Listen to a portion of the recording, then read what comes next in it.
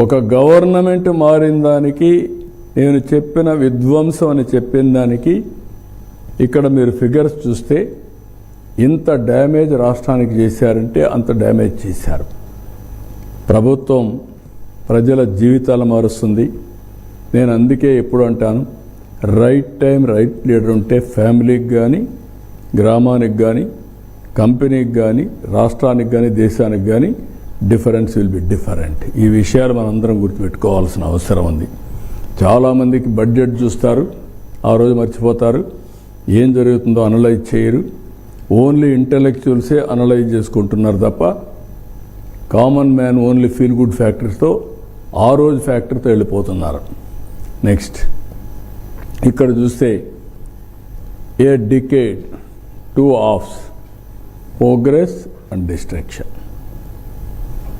Amaravati self financing.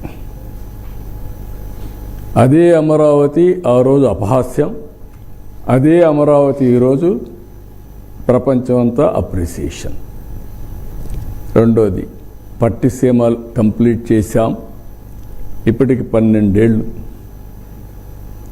Krishna డెల్టాని revive చేశాం. 45,000 కోట్లు, దగ్గర 50,000 కోట్లు జిఎస్టిపి కాంట్రిబ్యూట్ చేసింది. 72% పోలవరం పూర్తి చేశాం.